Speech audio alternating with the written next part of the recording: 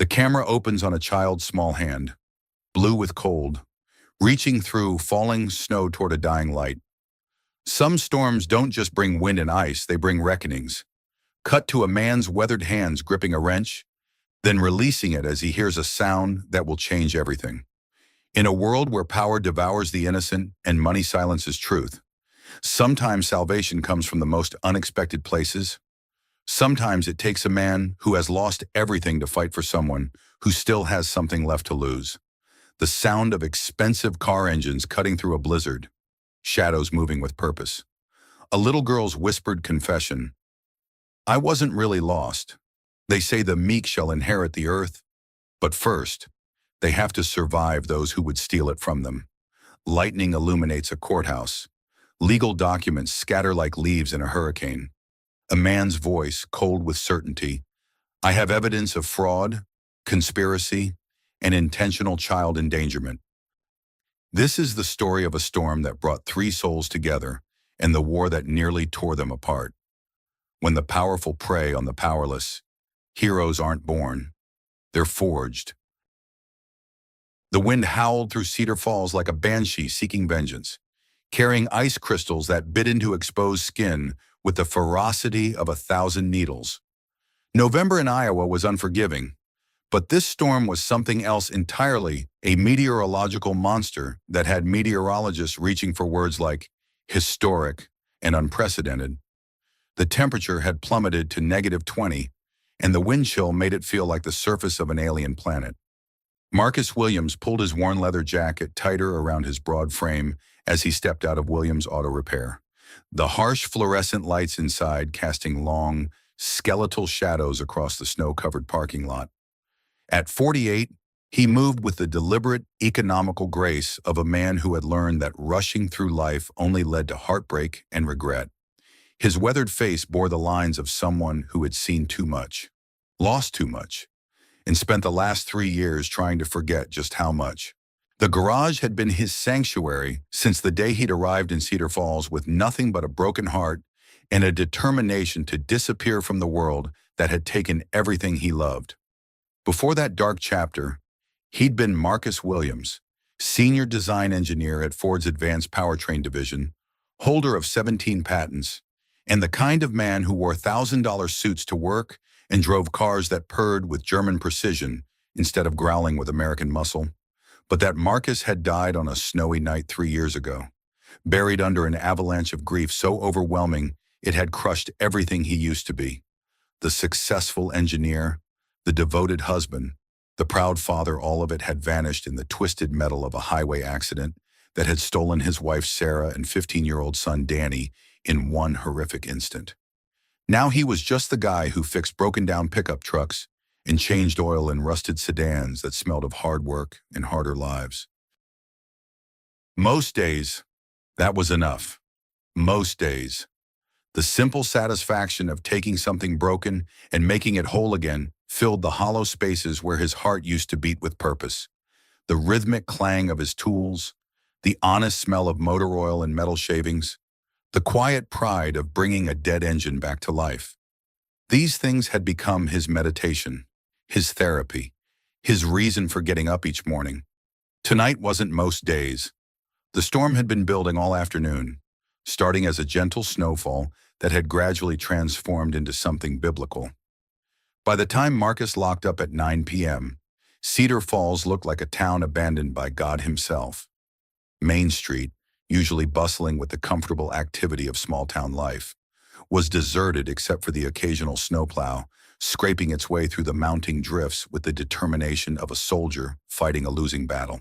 The local radio had been broadcasting warnings all day: stay indoors, avoid unnecessary travel, check on elderly neighbors, the kind of storm that killed the unprepared, the unlucky, the forgotten. Marcus had lived through enough Iowa winters to respect that kind of cold, the kind that could stop a man's heart in minutes if he wasn't careful. He was halfway to his battered Ford F-150, a truck that had seen better decades but still ran with the stubborn reliability of American steel when he heard it. A sound so faint he almost missed it over the banshee wail of the wind. A whimper, soft and desperate, carried on the Arctic air like a prayer no one was meant to hear. Marcus stopped dead in his tracks, his boots crunching in the snow that was already ankle-deep and rising. He strained to listen, his breath forming clouds of vapor that were snatched away by the wind before they could fully form. The sound came again. Definitely human, definitely small, definitely in trouble. "Hello," he called out, his voice nearly swallowed by the storm. "Someone there?" For a moment, there was nothing but the wind. Then, from the alley beside his garage, a tiny figure emerged from behind the dumpster like a ghost materializing from the darkness. Marcus's heart nearly stopped beating. It was a little girl, maybe 7 years old, dressed in a thin pink coat that was no match for an Iowa winter, let alone this Arctic nightmare. Her blonde hair was matted with snow and ice, her lips blue with hypothermia, and her small body shook so violently Marcus could see the tremors from 20 feet away. She looked like something out of a nightmare, a child abandoned to the elements, forgotten by the world. "Jesus Christ," he breathed, the words torn from his chest like a physical wound. Every dormant paternal instinct he possessed exploded into action, muscle memory from the years when he'd been a father. When protecting the innocent had been as natural as breathing, he rushed toward her, his boots slipping on the ice, his heart hammering against his ribs with a terror he hadn't felt since the night the police had knocked on his door. "Hey there, sweetheart, what are you doing out here?" The child looked up at him with enormous green eyes that held depths of fear and exhaustion no 7-year-old should ever carry. She tried to speak, but her teeth were chattering too hard to form words. Her small body racked with shivers that spoke of how close she was to the edge of something irreversible. Marcus didn't hesitate. Training from his army days kicked in assess, act, survive. He scooped her up in his arms, feeling how light she was, how her small body radiated cold through her pathetically inadequate clothing like a block of ice wrapped in cotton. She was barely conscious, her green eyes unfocused and glassy with the early stages of hypothermia. "We need to get you warm, right now," he said, more to himself than to her, already moving toward the garage with long, urgent strides. Back inside Williams Auto Repair, Marcus cranked the space heater to maximum and began the careful process of warming a hypothermic child. He learned basic medical training in the Army, and he remembered enough to know that warming someone too quickly could be as dangerous as the cold itself. He wrapped her in every blanket he could find, moving blankets from his restoration projects, the old quilt his mother had made him years ago, even his own jacket. She sat on the old leather couch in his office, still shivering but gradually returning to the land of the living, while he rummaged through his emergency supplies for hot chocolate mix and anything else that might help. "Can you tell me your name?" he asked gently, kneeling in front of her with a steaming mug wrapped in a towel so she wouldn't burn her frozen fingers. "Sophie," she whispered, her voice barely audible, like the whisper of wind through autumn leaves. "That's a beautiful name," Marcus said, settling into the chair across from her, but maintaining careful distance so she wouldn't feel trapped or threatened. "I'm Marcus. You're safe now." "Okay. Nobody's going to hurt you here." He handed her the mug, watching as she wrapped her small fingers around it with the desperate gratitude of someone who understood how close she'd come to never being warm again. The sight of her, this tiny, fragile thing who had somehow survived in conditions that could kill a grown man, made something twist painfully in Marcus's chest. "Sophie, where are your parents? Where do you live?" The question seemed to hit her like a physical blow. Her green eyes filled with tears that she tried desperately to hold back, and she stared into the hot chocolate as if the answers to all of life's mysteries might be floating there among the marshmallows. "I can't go back," she whispered, and there was something in her tone of bone-deep desperation, a fear that went beyond the physical that made Marcus's blood run cold. He'd heard that same note in his own voice 3 years ago, when the well-meaning grief counselors had tried to tell him that time would heal his wounds, that life would go on, that he needed to process his loss and move forward. The sound of someone whose world had shattered so completely that the pieces could never be put back together. "Okay," he said softly, recognizing that pushing would only drive her deeper into whatever hell she was carrying. "You don't have to go anywhere tonight.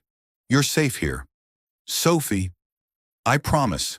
And so Marcus Williams, who had spent 3 years avoiding human connection like it was a contagious disease, found himself sitting up all night watching over a frightened little girl, wondering how the hell he was going to handle this situation come morning, and trying to ignore the way her presence was already starting to crack the walls he'd built around his heart. Every hour, he checked on her, adjusting blankets, taking her temperature with an old thermometer from his first aid kit, making sure she was breathing steadily. By 4 a.m., her shivering had stopped and some color had returned to her cheeks, but she still looked fragile as spun glass. As dawn approached, Marcus found himself thinking about Danny, his son, who would have been 18 now, who had been passionate about engineering and cars and making the world a better place. Danny, who had died too young, too suddenly, leaving behind dreams that would never be fulfilled, and a father who had forgotten how to believe in tomorrow. Watching Sophie sleep, seeing the trust in her peaceful expression, Marcus felt something he hadn't experienced in 3 years, the desire to protect someone other than himself. It was terrifying and overwhelming and completely unwelcome, but it was also undeniably real. He had no idea that this was only the beginning, that by the time the sun rose over Cedar Falls, his carefully ordered world of solitude and emotional numbness would be turned upside down by forces he couldn't control and wouldn't understand until it was far too late to turn back.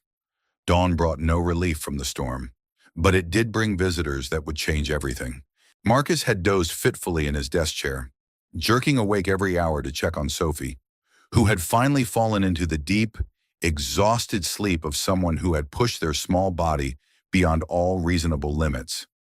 Around 6 a.m., he'd managed to coax her awake long enough to drink some orange juice and eat a few crackers, but she'd said almost nothing, just watched him with those enormous green eyes that seemed to hold secrets too heavy for a 7-year-old to carry.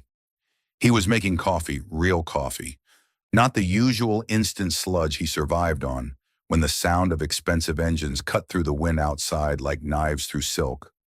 The storm was still raging, but these vehicles moved with the confidence of machines that cost more than most people's houses and came equipped with enough technology to navigate a lunar landing.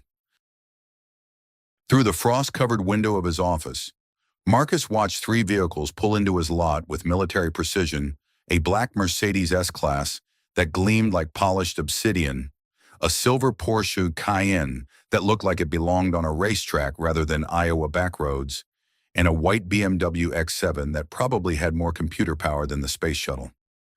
The sight was surreal, these monuments to wealth and power parked next to his humble garage like something out of a fever dream. In Cedar Falls, a luxury vehicle was usually a Ford F-150 with working air conditioning and fewer than 200,000 miles on the odometer. These cars belonged in Manhattan or Beverly Hills, not in a small Iowa town where the biggest excitement was usually the Friday night high school football game. The Mercedes door opened first, and out stepped a woman who commanded attention like a force of nature. Even from a distance, Marcus could see that she was in her early 40s, with platinum blonde hair pulled into a severe bun that spoke of absolute control and discipline. She wore a tailored black coat that probably cost more than Marcus made in 3 months, and moved with the fluid confidence of someone who had never doubted her place in the world. But it was her eyes that caught his attention, ice blue and sharp as laser beams, scanning the scene with the calculated precision of a general surveying a battlefield. This was a woman who was used to being the smartest person in the room, used to getting what she wanted, used to having her orders followed without question. She marched toward the garage like she owned not just the building, but the entire town, her heels clicking sharply against the icy pavement, despite conditions that would have sent most people sprawling. The sound was rhythmic, authoritative, the percussion of power in motion. The 2 other vehicles disgorged what looked like security personnel, serious men in dark suits who moved with the fluid economy of former military or law enforcement. They flanked her at a respectful distance, alert but not obviously threatening, The kind of protection that whispered rather than shouted about the importance of the person they were guarding. Marcus glanced back at Sophie, who was awake now and watching the approaching entourage with an expression he couldn't quite read. Fear, recognition, something else entirely. Her small hands clutched the blanket he'd wrapped around her, and he could see tension creeping back into her small frame. "Sophie," he said quietly, "do you know who that is?" She nodded slowly, her voice barely above a whisper. "That's my mom." Marcus felt the pieces of the puzzle click into place with the finality of a lock closing. This was Sophie's mother, the polished, powerful woman whose 7-year-old daughter had been wandering the streets in a blizzard that could have killed her. His protective instincts, already running at full throttle, kicked into overdrive. He stepped outside to meet this approaching storm of wealth and authority, pulling the door closed behind him to give Sophie a few more moments of safety. The cold hit him like a physical blow, but he barely noticed. His attention was focused entirely on the woman walking toward him with the confidence of someone who had never been told no. "Are you Marcus Williams?" she asked, her voice crisp and commanding, carrying easily over the wind. She was beautiful in an intimidating way, all sharp edges and controlled power. But there was something else lurking beneath the surface, something desperate and raw that she was trying very hard to hide. "Depends who's asking," Marcus replied, crossing his arms over his chest and adopting the neutral stance he'd perfected during his years of dealing with difficult customers and demanding executives. "My name is Victoria Sterling." The name was delivered like a title, as if he should recognize it, as if it carried weight and meaning beyond the simple combination of syllables. "I believe you have my daughter." The words hit Marcus like a slap. Not "I'm looking for my daughter," or "Have you seen my daughter," but "You have my daughter." As if Sophie were a possession that had been temporarily misplaced rather than a terrified child who had nearly died in the storm. "Sophie's inside," he said carefully, his voice neutral but his eyes hard. "She's safe." For just a moment, Victoria's composure cracked, revealing a flash of genuine relief so intense it was almost painful to witness. Her shoulders sagged slightly, and she closed her eyes as if offering a prayer of thanksgiving to whatever deity protected lost children and desperate mothers. "Thank God," she breathed, and in those two words, Marcus heard the echo of a night spent in hell, searching for a missing child while imagining every possible horrible outcome. "I've been looking all night. When I couldn't find her..." She took a deep breath, visibly rebuilding the walls that kept her vulnerability hidden from the world. When she opened her eyes again, the moment of weakness was gone, replaced by the mask of control that was apparently her default setting. "May I see her?" she asked, and there was something in her tone, not quite a request, not quite a demand, but something in between that suggested she wasn't used to having to ask permission for anything. Marcus studied her for a long moment, trying to reconcile the polished executive in front of him with the fact that her daughter had been wandering the streets alone in a blizzard. Everything about Victoria Sterling screamed wealth and success, but there was something off about the whole situation. Rich kids with attentive parents didn't usually end up freezing to death in small-town Iowa. "She's been through hell," he said finally, his voice carrying a warning that was barely disguised. "Might want to take it slow." Something flickered in Victoria's eyes, surprise, maybe, or annoyance at being told what to do by a small-town mechanic. But she nodded, recognizing the wisdom in his words, even if she didn't like the source. "Of course," she said, her voice softer than it had been outside. "I wouldn't want to frighten her." Inside the garage, Sophie was sitting exactly where Marcus had left her, wrapped in blankets and watching the door with the focused intensity of a small animal, waiting to see if the approaching footsteps belonged to friend or foe. When she saw Victoria, she didn't run into her mother's arms with the joyful relief that should have marked the end of this ordeal. Instead, she pressed closer to Marcus, her small hand gripping his jacket with the desperate strength of someone clinging to a life preserver in a storm. The gesture was small but devastating, speaking volumes about the relationship between mother and daughter. "Sophie, sweetheart," Victoria said, her voice carefully modulated to project warmth and concern. But Marcus could hear the artificial note in it, the sound of someone performing emotion rather than feeling it. I was so worried. Are you hurt? Sophie shook her head, but didn't move away from Marcus's protective presence. The silence stretched uncomfortably, filled with all the things that weren't being said, all the questions that hung in the air like smoke from a fire no one wanted to acknowledge. Victoria's phone buzzed, the sound sharp and intrusive in the quiet garage. She glanced at it reflexively, and Marcus saw her jaw tighten as she read whatever message had appeared on the screen. We need to go, she said, the maternal warmth evaporating as quickly as it had appeared. I have a conference call in an hour with investors from Singapore. They're only available for a narrow window, and this deal is worth... She stopped mid-sentence, perhaps realizing how that sounded. But the damage was already done.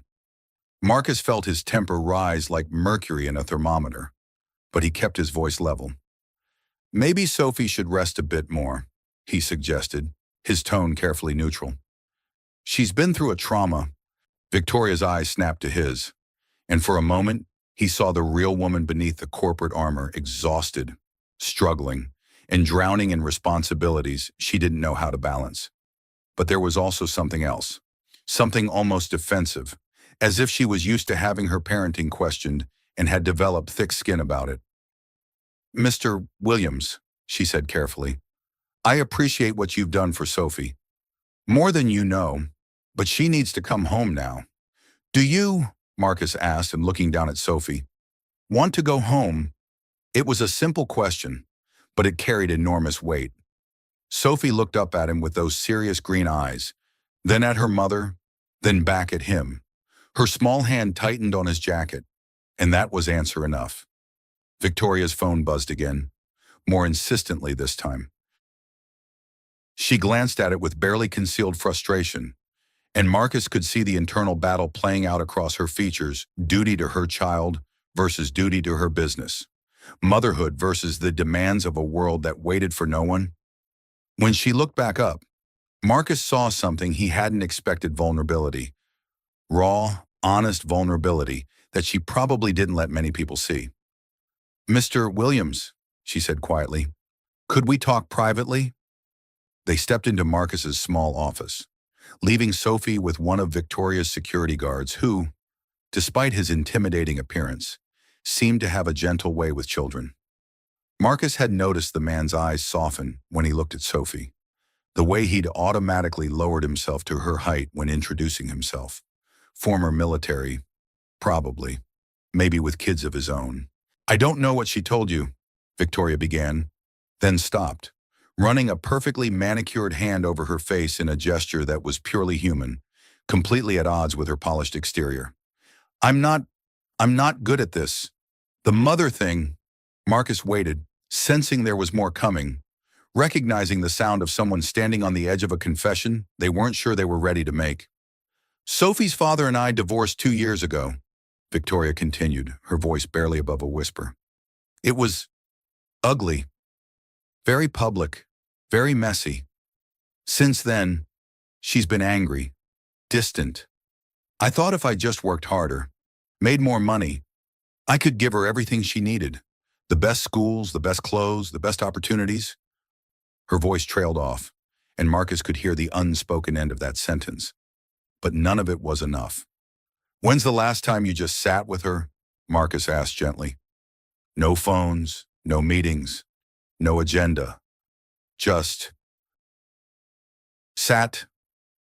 Victoria was quiet for a long moment, and when she answered, her voice was so soft he almost didn't hear it. I can't remember. The admission hung in the air between them like a bridge across a chasm, connecting two worlds that had seemed impossibly far apart just moments before. Marcus saw this powerful woman who seemed to have everything and recognized the same kind of loss he'd been carrying for 3 years, the loss of connection, of purpose, of the ability to believe that love was something you could trust. She's not pulling away because she doesn't love you, Marcus said quietly. She's pulling away because she thinks you don't love her. Victoria's eyes filled with tears. She quickly blinked away, but not before Marcus saw them. In that moment, the corporate executive disappeared, and all that was left was a mother who was drowning and didn't know how to ask for help. "What am I supposed to do?" she asked, and there was genuine desperation in her voice. "I have a company to run, hundreds of employees depending on me, deals worth millions of dollars that can't be delayed. I can't just—" "What good is all that if you lose her?" Marcus interrupted, the words carrying more weight than he'd intended. The question hit Victoria like a physical blow. She stared at him, and Marcus saw the exact moment when her carefully constructed world began to crack, when the foundation she'd built her life on revealed itself to be made of sand rather than stone. "I don't know how to be what she needs," Victoria whispered, and in those words, Marcus heard an echo of his own struggles, his own failures, his own desperate desire to be better than he was. Marcus felt an unexpected surge of sympathy. This woman, who seemed to have everything he'd lost: success, money, a child who was still alive and breathing, was drowning in her own way, struggling with the same fundamental question that had haunted him for 3 years. How do you love someone when you're not sure you remember how? "Then maybe it's time to learn," he said simply. Victoria looked at him with something approaching wonder, as if the idea that she could change, could become something different than what she was, had never occurred to her before. "Would you—" she started, then stopped, clearly struggling with something. "Would you help me, Sophie, trust you? Maybe if you were there, if you could show me—" The request hit Marcus like a freight train. Getting involved meant opening himself up to caring again, to the possibility of loss, to all the things he'd sworn he'd never risk again. He'd built his entire life around the principle of emotional self-preservation, and this woman was asking him to tear down those walls and step back into the world of connection and vulnerability.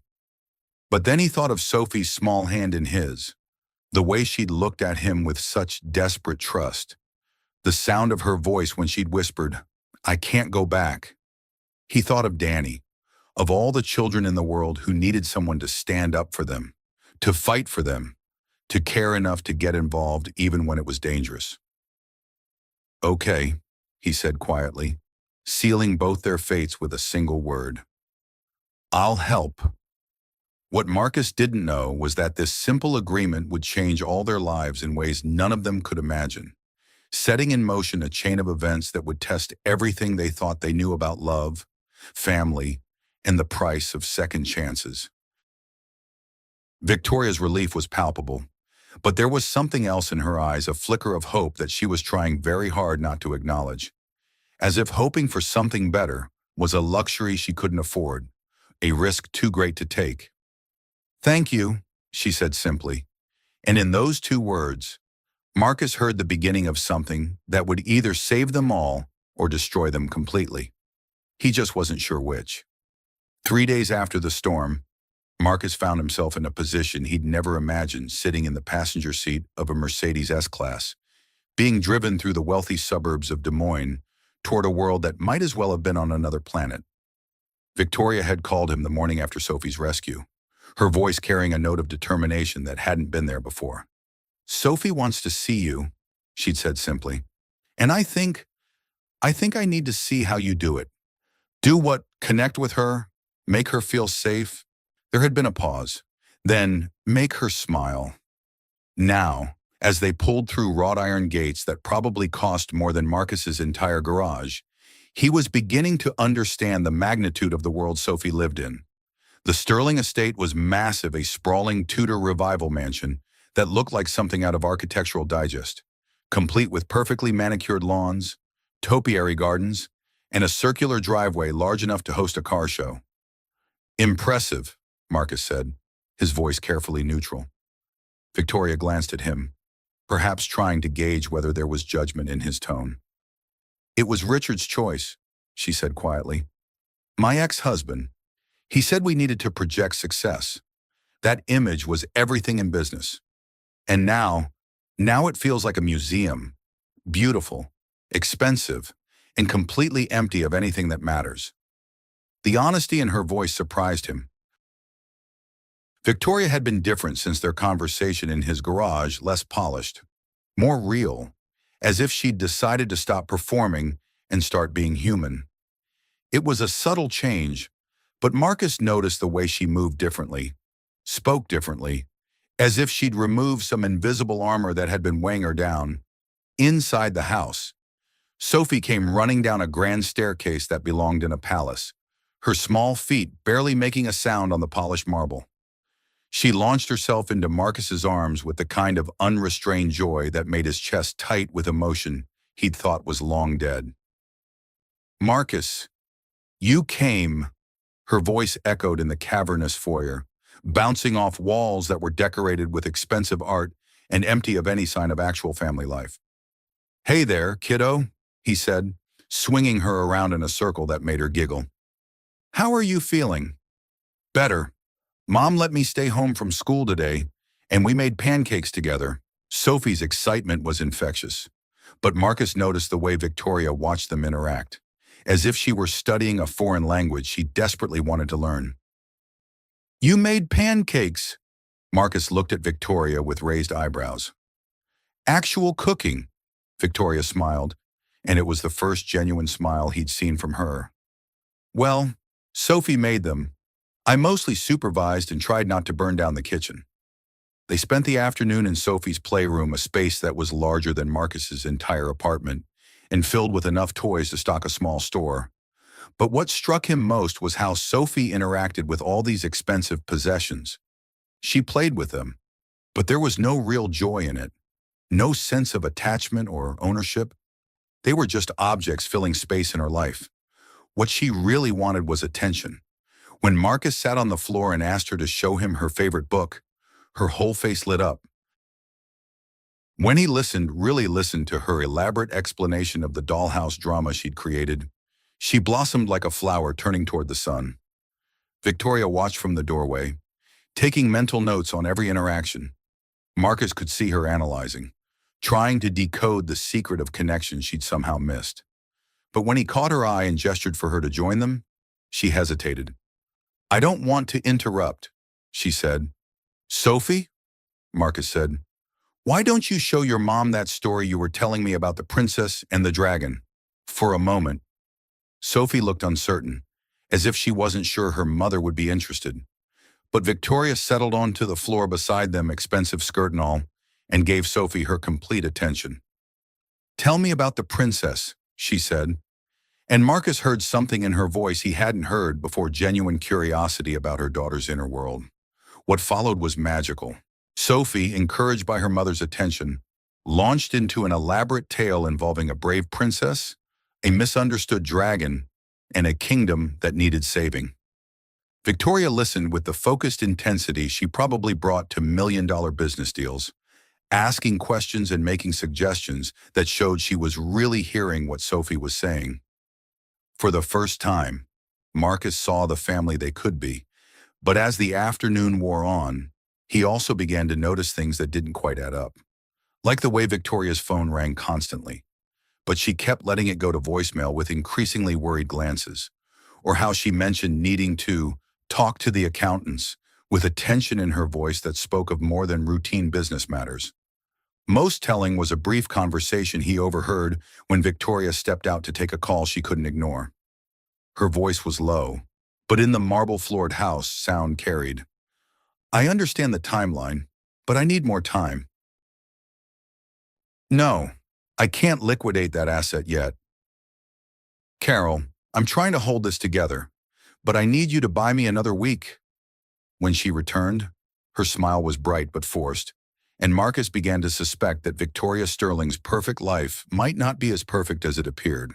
The revelation came a week later, during what had become a regular Thursday afternoon visit. Marcus was helping Sophie build an elaborate blanket fort in the living room, much to the horror of the housekeeper, who clearly wasn't used to seeing furniture rearranged for the purposes of childhood imagination. Victoria was in her home office, fielding what sounded like increasingly frantic phone calls, and Sophie had grown quiet as the afternoon wore on.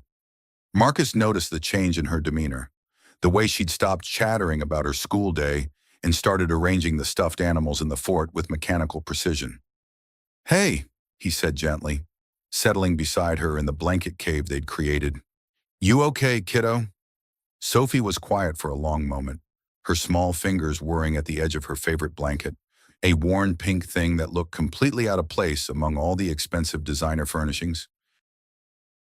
"Marcus," she said finally, her voice so soft he had to lean in to hear her. "Yeah, can I tell you a secret?" Something in her tone made Marcus's chest tighten. "Of course, Sophie, you can tell me anything."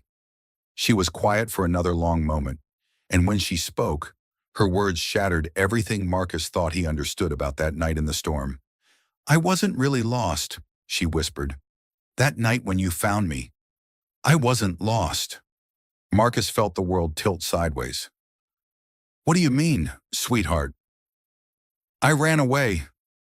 The words came out in a rush, as if she'd been holding them inside for so long they'd built up pressure like steam in a kettle. "I planned it for weeks. I took some food from the kitchen, and I found that place behind your building. And I waited for a really bad storm so Mom wouldn't look for me right away." The implications hit Marcus like a physical blow. This wasn't the story of a child who had wandered off and gotten lost. This was the story of a 7-year-old who had deliberately put herself in mortal danger rather than stay in her own home. "Sophie," he said carefully, "why would you do something so dangerous?" Her green eyes filled with tears she was trying desperately not to shed. "Because I wanted to find someone who would actually want me around." The words hit Marcus like a knife to the chest. He thought of that night, of finding her nearly frozen to death, and realized that she had been willing to die rather than continue living in a house where she felt unwanted. "Oh, sweetheart," he breathed, pulling her into his arms. She came willingly, burying her face against his shoulder as the tears she'd been holding back finally broke free. "I thought maybe if I disappeared, Mom would notice I was gone," she sobbed. "But then I got so cold, and I was so scared, and I thought I was going to die. And then you found me, and you were nice to me, and you didn't act like I was bothering you." Marcus held her while she cried, his own eyes burning with tears he couldn't shed. This beautiful, intelligent, loving child had been so starved for attention that she'd been willing to risk everything just to feel wanted by someone. "Sophie, listen to me," he said when her sobs had quieted to hiccups. "You are wanted. You are loved. And what you did was incredibly dangerous. But I understand why you did it." She pulled back to look at him, her face streaked with tears. "You do. Sometimes when we're hurting, we do things that don't make sense to anyone else.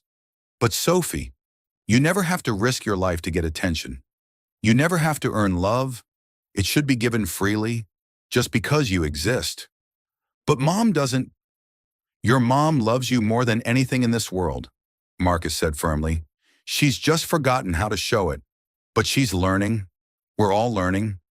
Sophie nodded slowly, but Marcus could see the doubt in her eyes. A 7-year-old's trust, once broken, was not easily repaired.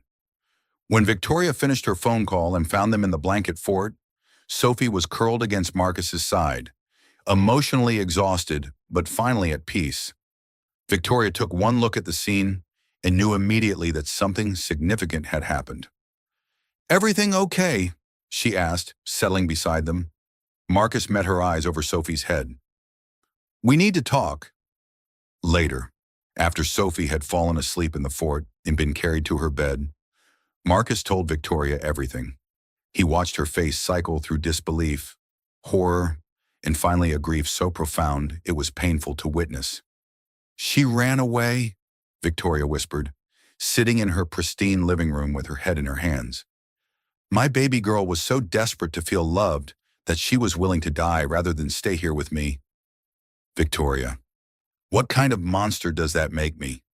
Her voice broke completely. "What kind of mother fails so completely that her child would rather freeze to death than—" "Stop!" Marcus's voice was firm enough to cut through her self-recrimination. "You're not a monster. You're a woman who got so caught up in providing for your daughter that you forgot she needed you more than she needed anything you could buy her." Victoria looked at him with eyes full of tears. How do I fix this? How do I undo that kind of damage? The same way you fix anything else, Marcus said simply. One day at a time, one choice at a time, one moment of real connection at a time. Victoria nodded slowly, and Marcus saw something change in her expression, a resolution, a determination that went deeper than any business decision she'd ever made. I'm going to do better, she said quietly. I have to do better. She deserves so much more than what I've been giving her. Yes, Marcus agreed.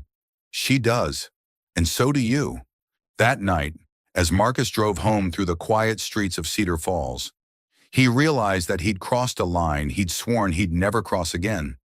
He was emotionally invested in these two people, connected to their story in a way that made him vulnerable to loss all over again. But for the first time in 3 years, that didn't terrify him as much as it should have. What he didn't know was that forces were already moving against them, that enemies were gathering in the shadows, and that the fragile new family they were building was about to face challenges that would test everything they thought they knew about love, loyalty, and the price of happiness. 2 weeks into their tentative partnership, Marcus began to notice the cracks in Victoria's perfect facade. They were small things at first, the way she hesitated before suggesting dinner at an expensive restaurant, as if calculating costs in her head. The way her smile grew tight when Sophie asked for new art supplies. The increasingly frantic nature of the phone calls she thought no one could hear.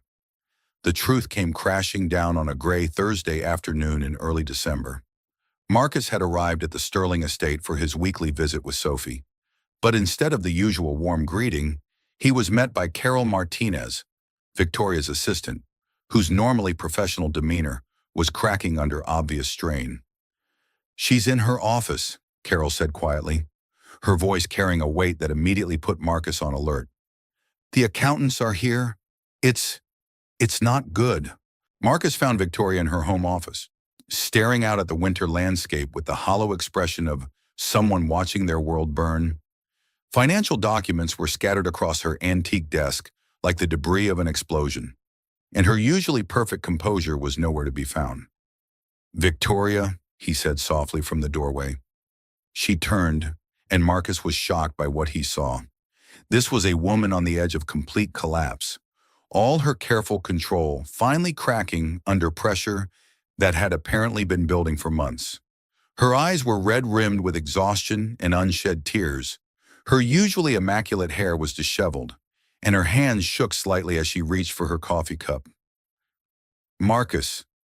Her voice was flat, defeated, carrying none of the warmth or determination he'd grown accustomed to hearing. You're early. What's going on? For a moment, he thought she wouldn't answer. That, like a dam finally giving way under too much pressure, everything poured out in a torrent of desperate honesty. I'm broke, she said simply, the words falling into the room like stones into still water. Or close enough to make no difference. The company's hemorrhaging money has been for months. I've been selling everything I own just to keep the doors open and my employees paid. Marcus stared at her, pieces of a puzzle he hadn't even known existed finally clicking into place. The cars, the clothes, this house, leased, borrowed, bought on credit I can't afford. Victoria laughed, but there was no humor in it, only the bitter sound of someone who had run out of options. Even this office, I'm 3 months behind on the mortgage. She stood and walked to the window with jerky, mechanical movements, like a marionette being controlled by an inexperienced puppeteer. Outside, snow was beginning to fall again, coating the perfectly manicured grounds in a blanket of white that made everything look clean and pristine and utterly false. I built Sterling Properties from nothing, she continued, her voice hollow with exhaustion. Scraped and clawed my way up from a trailer park in Tulsa to this, she gestured at the opulent office around them. And now it's all falling apart. Marcus processed this information, understanding now why Sophie had felt so neglected, why Victoria always seemed stressed and distracted, why there was an underlying current of desperation beneath her polished exterior. What happened? He asked gently. Victoria pressed her forehead against the cold glass of the window. Bad investments. A development deal in California that went south when the environmental impact studies came back negative. A business partner who embezzled $500,000 before disappearing to somewhere without an extradition treaty. Her breath fogged the glass as she spoke. But mostly, it was me. I was so focused on proving I could succeed in a man's world, so determined to build something that could never be taken away from me, that I stopped paying attention to the details that actually mattered. She turned back to face him, and Marcus saw something in her eyes that he recognized from his own darkest moments, the look of someone who had lost everything they thought defined them. "How bad is it?" he asked. "Bad enough that I might lose everything by Christmas?" she said, her voice barely above a whisper. "The company, this house, Sophie's private school, the trust fund I set up for her college."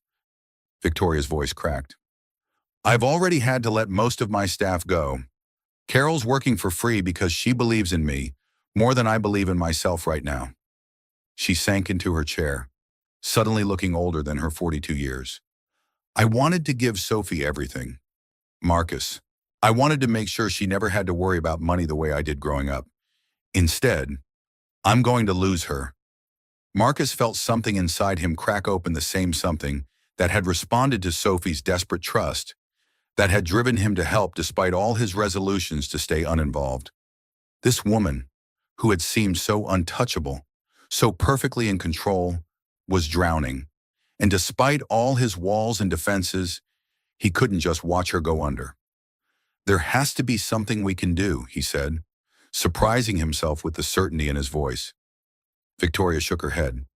"I've tried everything. Emergency loans, private investors, selling assets. No one wants to touch a failing real estate company in this market, especially one run by a woman who's apparently in over her head." Marcus walked to her desk, studying the financial documents scattered across its surface with the same analytical mind that had once solved complex engineering problems for one of the world's largest automotive companies. Years of project management and strategic planning had taught him to see patterns where others saw only chaos, to find solutions where others saw only problems. "What about restructuring?" he asked, his mind already working through possibilities. "Cutting overhead, focusing on smaller projects with faster turnaround." "I've thought of that," Victoria said listlessly, "but I don't have the expertise to pull off that kind of overhaul, and I can't afford to hire someone who does." Marcus looked at her for a long moment, then made a decision that would change everything for all of them. "What if you didn't have to hire someone?" Victoria stared at him as if he'd spoken in a foreign language. "What are you talking about?" Marcus sat down heavily in the chair across from her desk, running his hands through his graying hair. This was a story he'd never told anyone in Cedar Falls, a past he'd buried so deep he sometimes forgot it existed himself. "Before I came here," he began slowly, each word feeling like he was excavating pieces of a life that belonged to someone else. "I wasn't just a mechanic. I was Marcus Williams, senior design engineer at Ford Motor Company," he continued, watching Victoria's eyes widen with surprise. "I held 17 patents for hybrid and electric vehicle systems, managed a team of 40 engineers, and made more money in a year than most people see in a lifetime." Victoria's mouth opened slightly, but no words came out. She was staring at him as if seeing him for the first time, trying to reconcile the image of the quiet, small-town mechanic with the high-powered executive he was describing. "What happened?" she asked softly. The familiar weight of grief settled on Marcus's chest like an old, unwelcome friend. "Life happened. My wife Sarah was a corporate attorney for a firm in Detroit. My son Danny was 15. Brilliant. Wanted to be an engineer like his old man.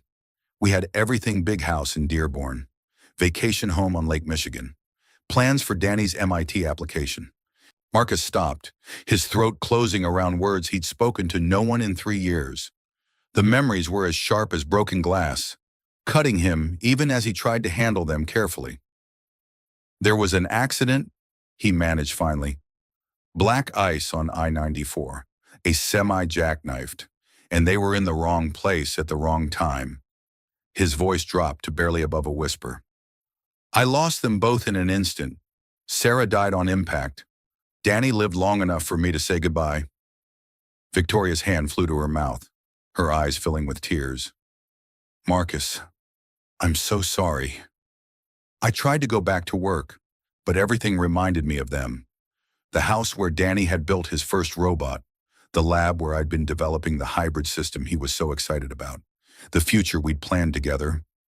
Marcus's voice trailed off, so I walked away from all of it.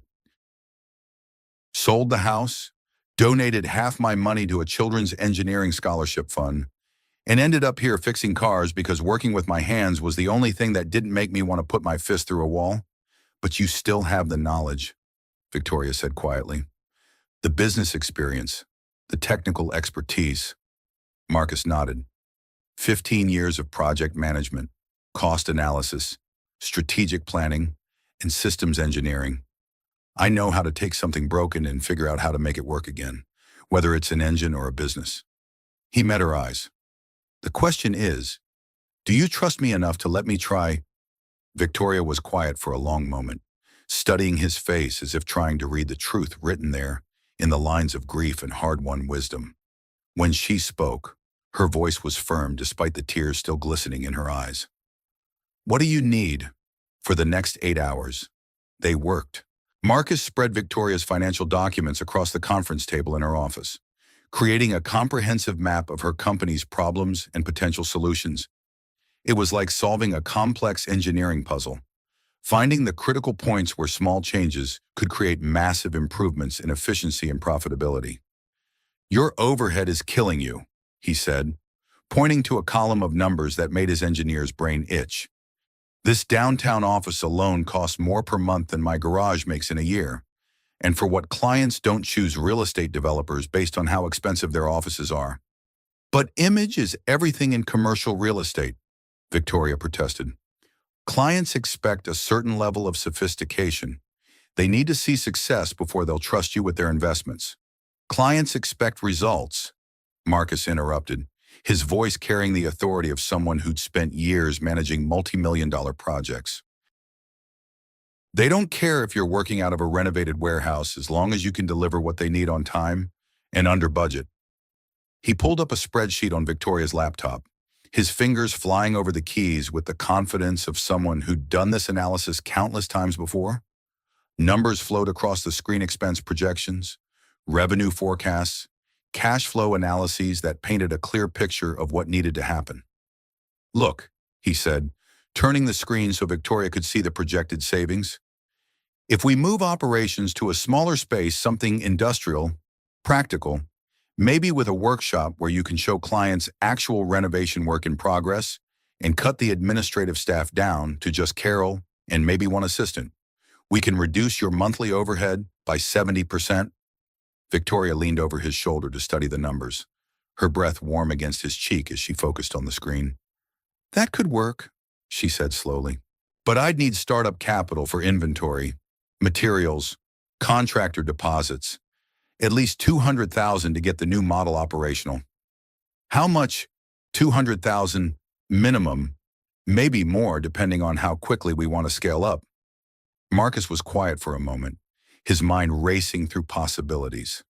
Then he reached for his phone and dialed a number he hadn't called in over 2 years.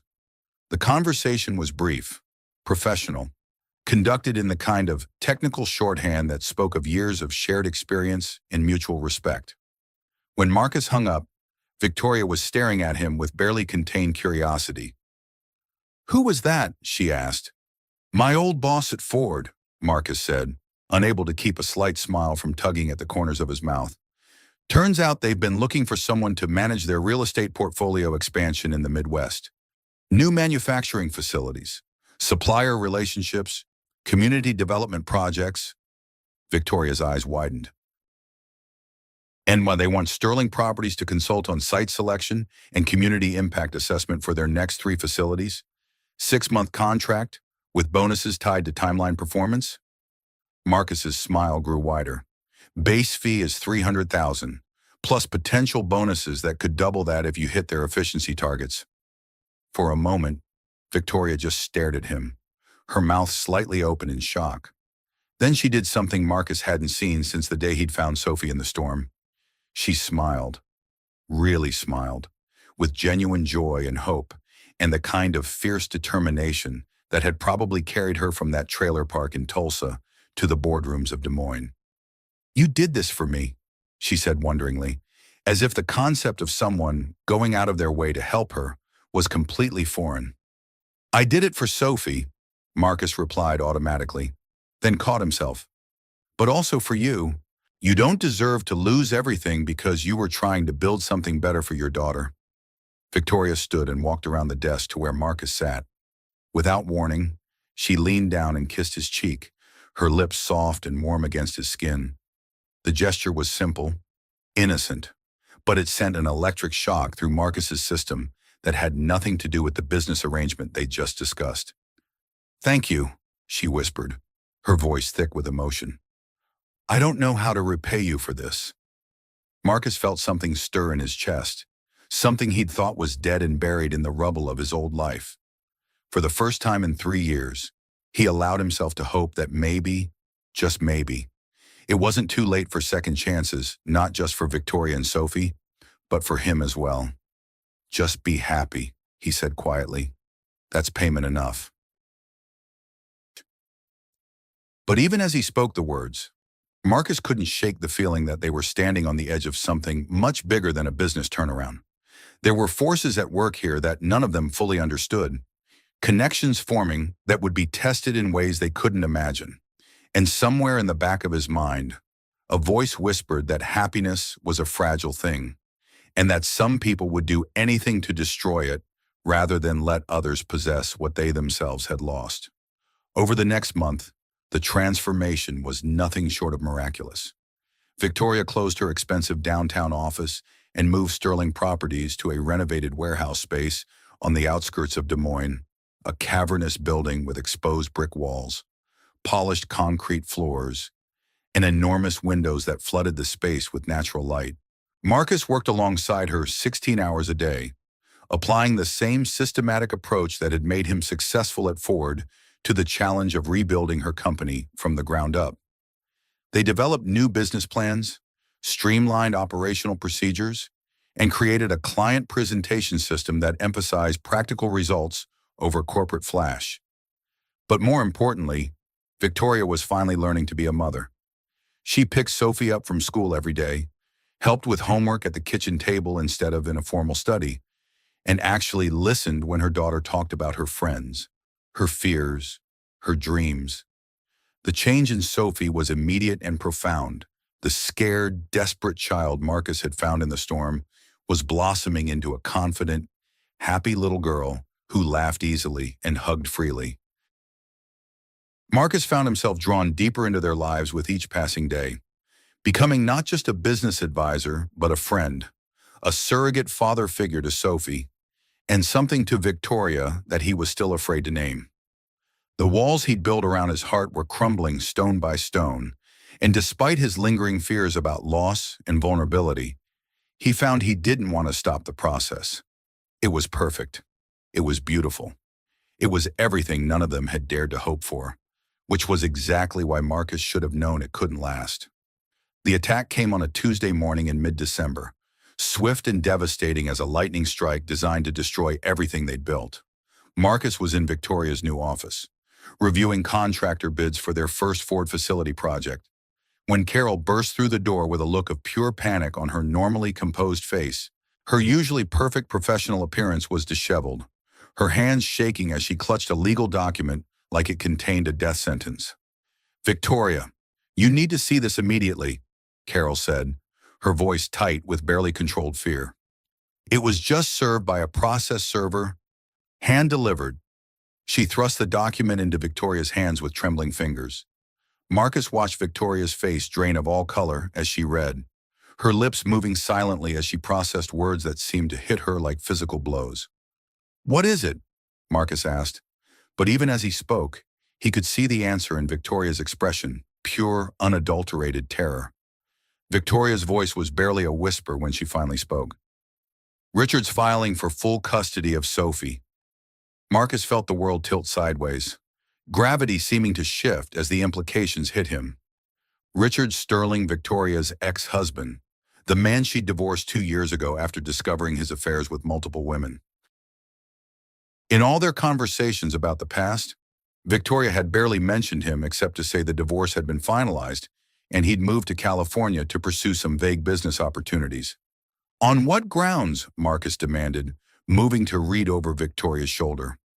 The answer was right there in black and white, laid out in legal language designed to destroy lives with surgical precision.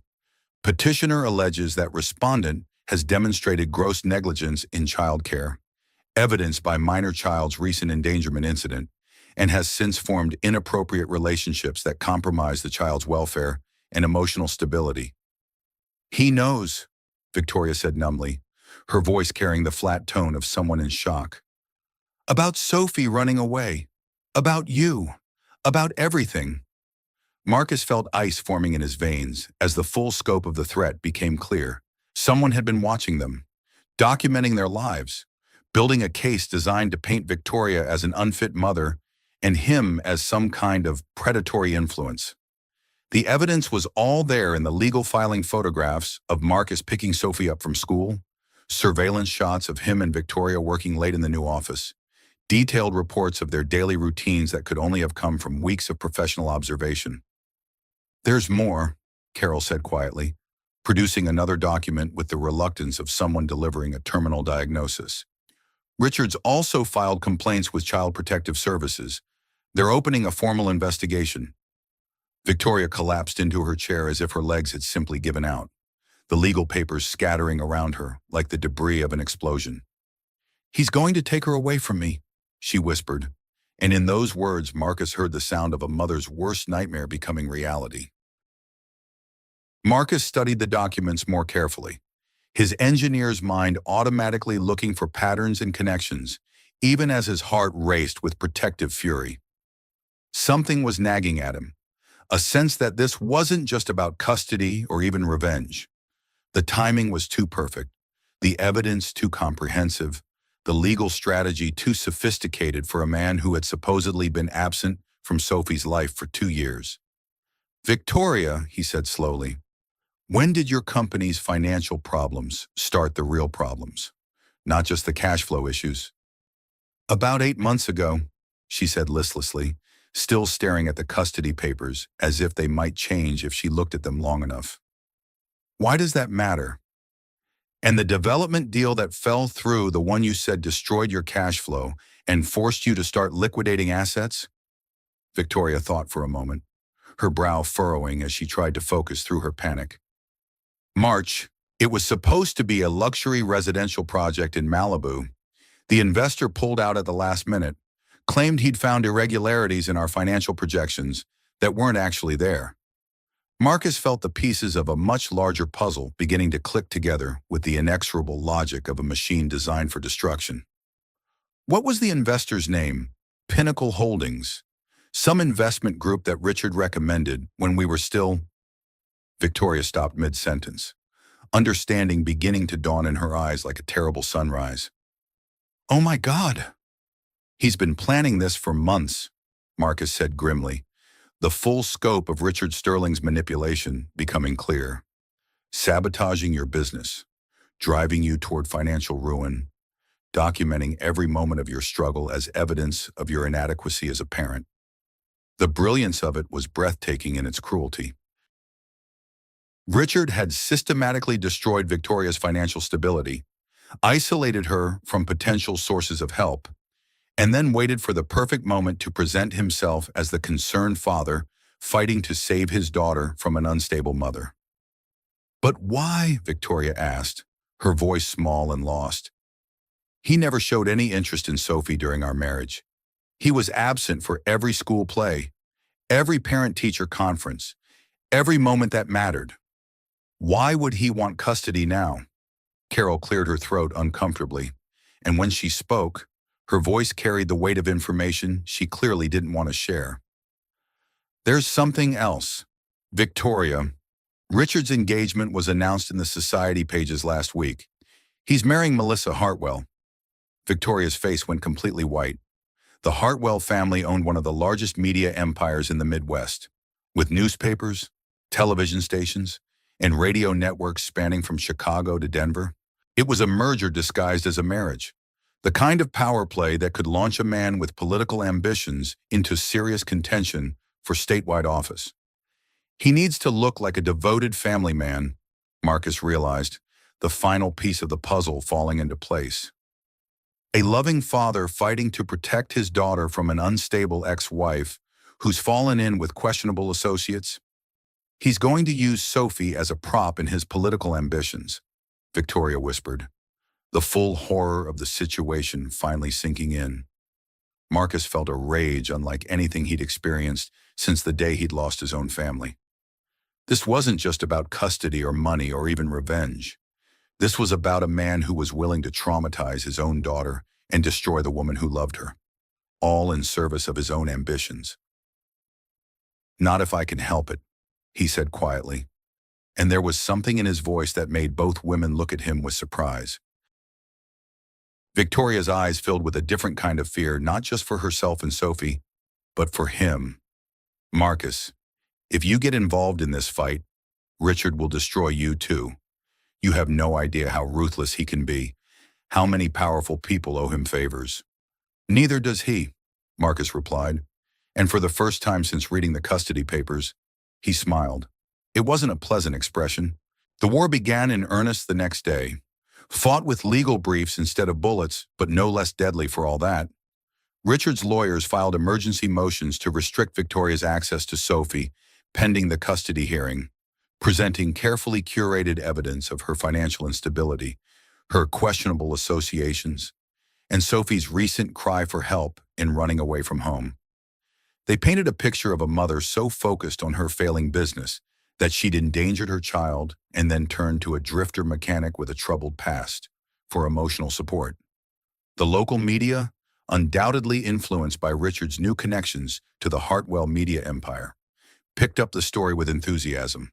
Headlines appeared across Des Moines, painting Victoria as a negligent mother who had endangered her child and then formed an inappropriate relationship with a man whose background raised serious questions about his suitability around children.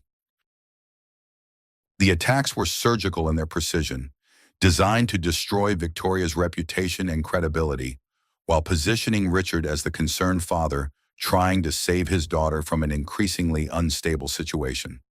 Stories appeared detailing Victoria's business failures, her company's near bankruptcy, and her pattern of poor judgment that had allegedly put Sophie at risk.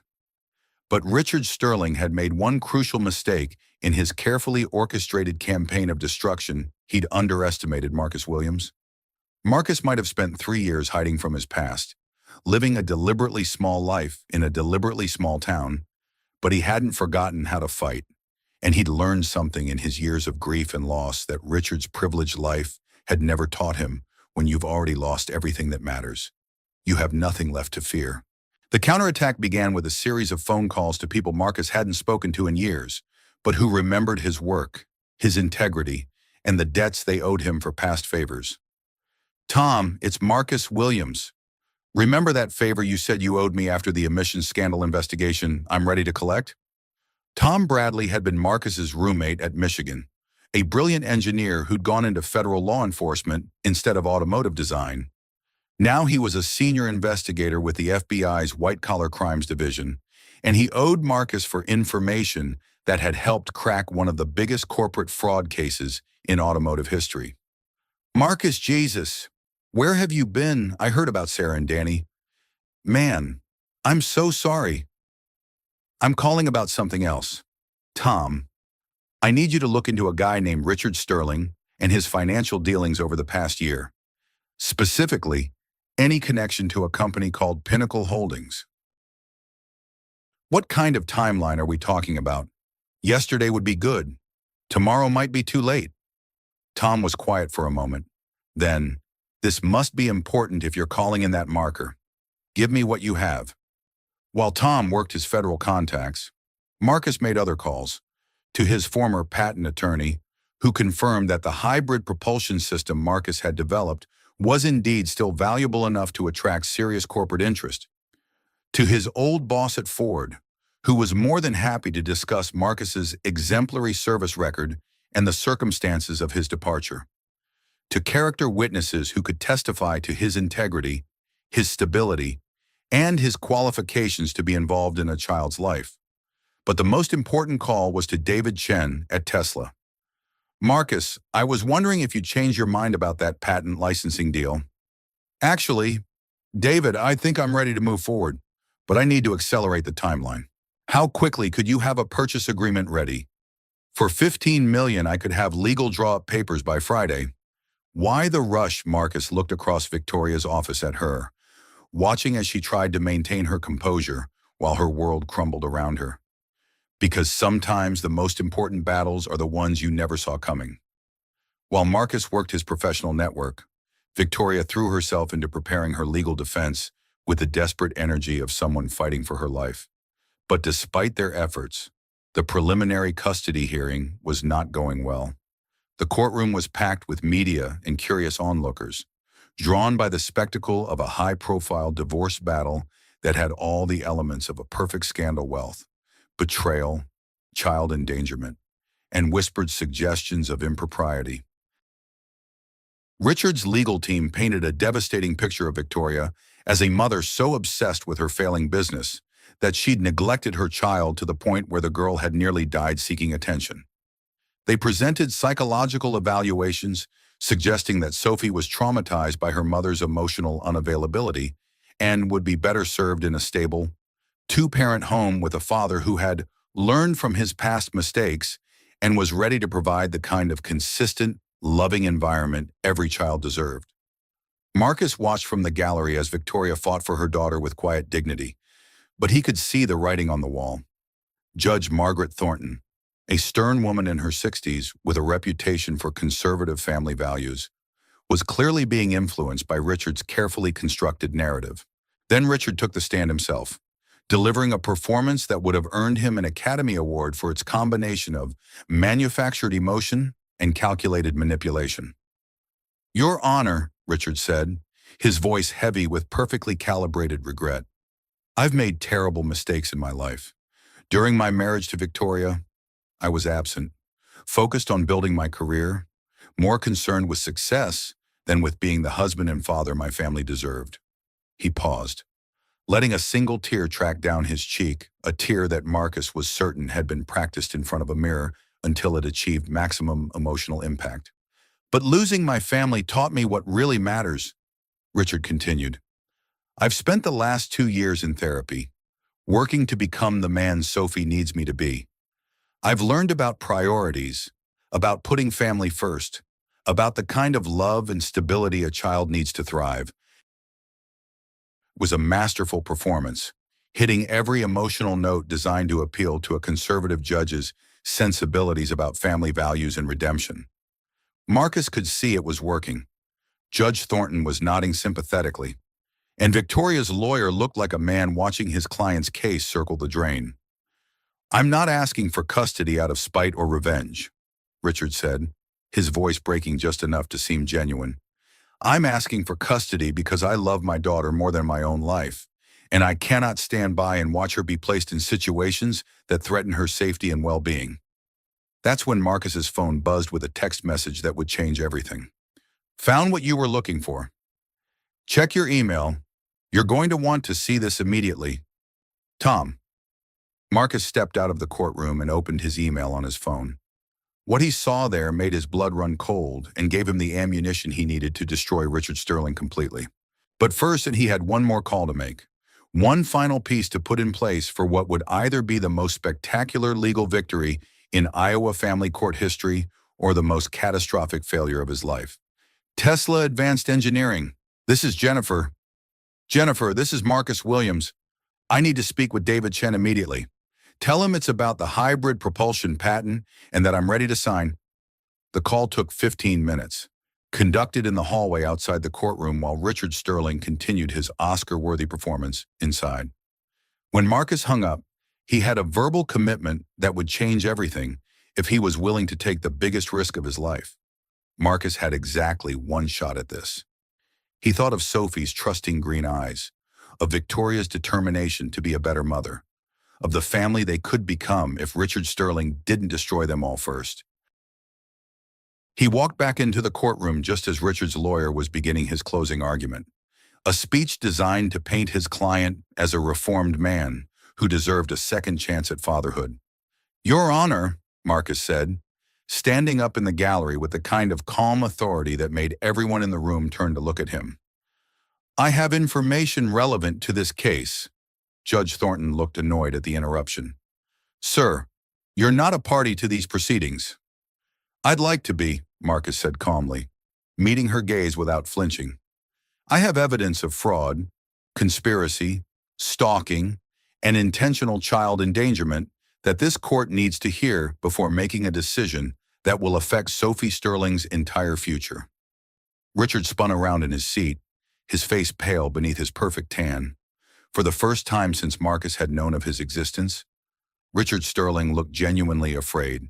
Judge Thornton considered for a moment, clearly torn between her desire to maintain courtroom order and her curiosity about what this confident stranger might have to say. "Approach the bench," she said finally. What happened next would become legend in Cedar Falls legal circles, talked about in coffee shops and barber shops for years to come. Marcus Williams, representing himself with nothing but righteous fury and an engineer's methodical approach to problem solving, systematically dismantled Richard Sterling's entire case with the precision of a master craftsman taking apart a flawed machine. "Your Honor," Marcus began, his voice carrying the quiet authority of someone who had commanded respect in boardrooms and engineering labs around the world. "My name is Marcus Williams. I'm a former senior design engineer at Ford Motor Company, holder of 17 patents related to hybrid and electric vehicle technology. And I'm here today because Richard Sterling's petition for custody is based on a foundation of lies, manipulation, and criminal fraud." Judge Thornton raised an eyebrow. "Those are serious accusations, Mr. Williams." "Yes, they are, and I can prove every one of them." Marcus approached the bench with the measured confidence of someone presenting a technical briefing to Ford's executive committee. From his jacket, he produced a thick folder of documents that he'd compiled over the past 48 hours with the help of his FBI contact and other professional allies. "First," he said, laying out a series of bank records and corporate filings, "Mr. Sterling has been stalking and harassing Victoria Sterling for over 8 months through a fake investment company called Pinnacle Holdings. These documents show that Mr. Sterling created this shell company specifically to sabotage Ms. Sterling's business by making fraudulent investment offers and then withdrawing them at critical moments." He placed a series of financial documents on the judge's desk. Bank records show payments from Mr. Sterling's personal accounts to private investigators who have been conducting illegal surveillance of Ms. Sterling and her daughter for months. Under Iowa law, this constitutes criminal stalking. Richard's lawyer started to object, but Marcus continued without pause. "Second, Mr. Sterling's entire case is based on the premise that Ms. Sterling is financially unstable and that I am an unemployed drifter with questionable motives for being involved in Sophie's life." Marcus smiled slightly. "As of this morning, both of those assertions are demonstrably false." He pulled out his phone and dialed a number on speaker. "Your Honor, I'd like you to speak with David Chen, Senior Vice President of Tesla Advanced Engineering." The courtroom fell silent as Chen's voice filled the space through the phone's speaker. "David, can you confirm for the court the nature of our business arrangement?" "Certainly, Marcus. Tesla has entered into an exclusive licensing agreement for Mr. Williams's hybrid propulsion system patent portfolio. The deal closed this morning for an initial payment of $15 million, with additional royalties that could reach $50 million over the next decade." The silence in the courtroom was deafening. Victoria stared at Marcus with shock and wonder, while Richard looked like a man watching his entire world collapse in real time. "Furthermore," Chen continued, "Mr. Williams has informed us that he intends to use a significant portion of these proceeds to establish the Sarah and Daniel Williams Foundation for Children's Safety and Education. with Sterling Properties serving as the exclusive real estate development partner. Marcus looked directly at Richard as he continued his systematic destruction of the man's case. Your Honor, Mr. Sterling's petition alleges that I am an unemployed mechanic with no stable income or prospects, and that Ms. Sterling is financially irresponsible. As of today, I am worth approximately $15 million, and Ms. Sterling's company has just been awarded a multi-million-dollar contract that will ensure her financial stability for years to come. He turned back to Judge Thornton. But more importantly, Your Honor, I have evidence that Mr. Sterling's real motivation for seeking custody has nothing to do with love for his daughter and everything to do with his political ambitions. Marcus laid out the final set of emails obtained by his FBI contact from a federal investigation into campaign finance violations. These emails, obtained through a federal investigation I cannot discuss in detail, show that Mr. Ronna Sterling's engagement to Melissa Hartwell is contingent on his ability to present himself as a devoted family man. The Hartwell family has made it clear that their media empire's support for his gubernatorial campaign depends on his image rehabilitation, and custody of Sophie is a key component of that strategy. Judge Thornton read through the emails, her expression growing darker with each page. When she looked up, her voice was cold with judicial fury. Mr. Sterling, are you telling this court that you are seeking custody of your... The camera slowly pulls back from a simple kitchen window, where three figures sit around a table, golden light spilling across their faces as snow falls gently outside. In the end, it wasn't money that saved them. It wasn't power or influence or the machinery of justice. It was something much simpler and infinitely more rare. Cut to Marcus's weathered hands teaching Sophie to use a wrench, Victoria's laughter echoing through a modest home that finally feels like one. Marcus Williams came to Cedar Falls carrying the weight of unimaginable loss, believing his story was over. He found a little girl who had given up hope of being wanted, and a mother who had forgotten how to love without conditions. The camera settles on a framed photo, three people who chose to become a family. They discovered that sometimes the most broken people are the ones best equipped to heal others. That courage isn't the absence of fear. It's choosing love when fear seems safer. That home isn't a place you inherit or purchase. It's something you build, one choice at a time, with people brave enough to believe in second chances. Fade to black as soft piano music swells. In a world that often feels cold and unforgiving, their story reminds us of a simple truth: we're never too lost to be found, never too broken to heal, never too alone to belong. What would you risk everything for?